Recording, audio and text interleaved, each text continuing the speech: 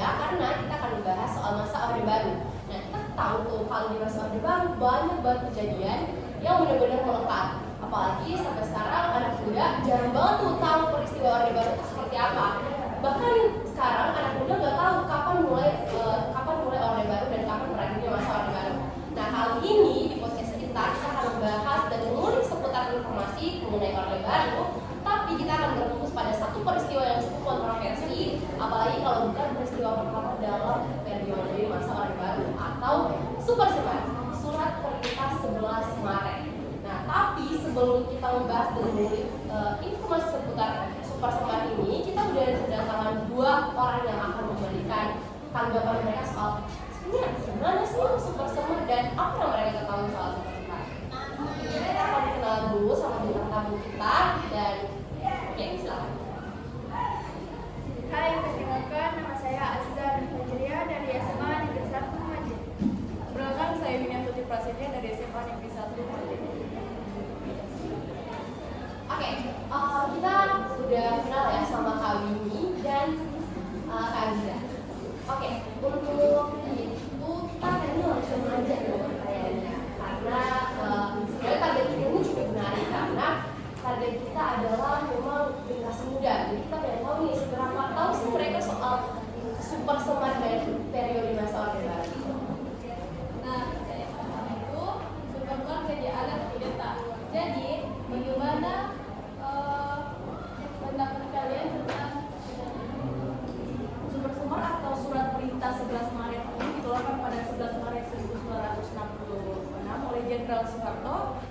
Dalam surat tersebut, Soekarno meminta untuk mengambil alih kekuasaan guna mengatasi krisis politik dan ekonomi yang melanda Indonesia.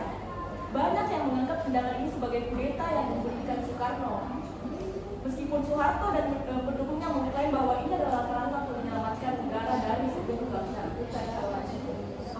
Jadi sebenarnya masih kontroversi ya antara ini sebenarnya Super Semar ini sebenarnya kudeta atau emang untuk pengalihan saja. Oke, kita next ya.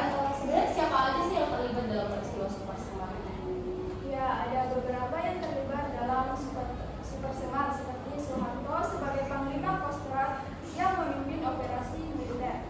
Ada juga Panglima Angkatan Bersenjata dan berbagai jenderal yang mendukung Soeharto seperti Jenderal Abdul Haris Nasution, dan juga ada organisasi dan lembaga.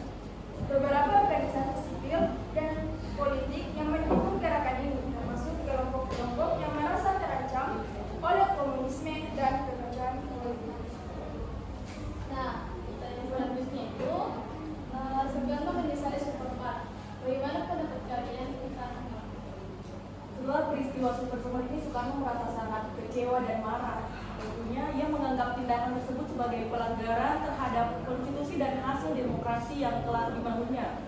Soekarno merasa bahwa dukungan yang diberikan oleh banyak pihak, termasuk dari kalangan militer, ini adalah bentuk pengkhianatan terhadap cita-cita revolusi yang telah ia pegang.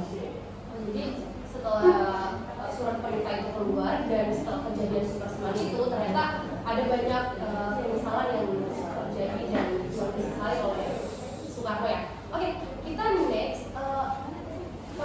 Sebenarnya kita tuh masih ambigu soal Super Semar karena katanya ada 3 versi Super Semar. Nah, sebenarnya kalian tahu nggak sih apa itu 3 versi Super Semar?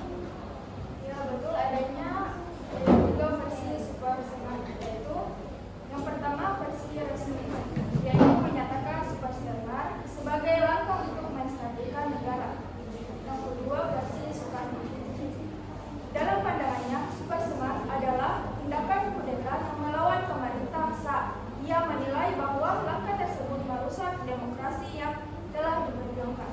Dan yang terakhir, yang ketiga, versi sejarawan. Banyak sejarawan memiliki perspektif beragam tentang Super Semar. Beberapa menekankan bahwa Super Semar merupakan hasil dari konspirasi militer untuk menggulingkan Soekarno, sementara yang lain melihatnya sebagai reaksi terhadap kondisi sosial politik yang sangat tegang saat ini. Jadi ternyata 3 versi Super Semar itu benar adanya dan itu tergantung dari 3 pandangan ya. Oke, kan kita udah mengulik nih soal info Super Semar, siapa saja yang terlibat dalam peristiwa Super Semar itu dan sebenarnya apa sih itu Super Semar. Nah, ada nggak sih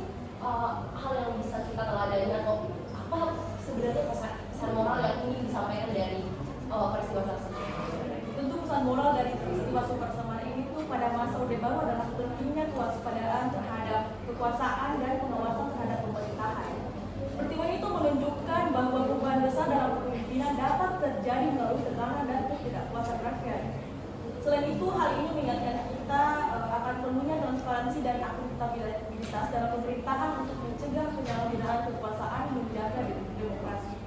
Rakyat harus selalu berpartisipasi aktif dalam proses politik demi menjaga kedaulatan dan keadilan. Thank you banget ya untuk informasi dan ilmunya di podcast kita kali ini. Oh ya teman-teman, aku juga mau sedikit menyimpulkan soal pembahasan kita tadi bahwa hal yang dapat kita simpulkan dari peristiwa Super Semar ini adalah bahwa transisi kekuasaan itu dipicu oleh ketidakpuasan masyarakat terhadap pemerintahan yang sudah ada sebelumnya.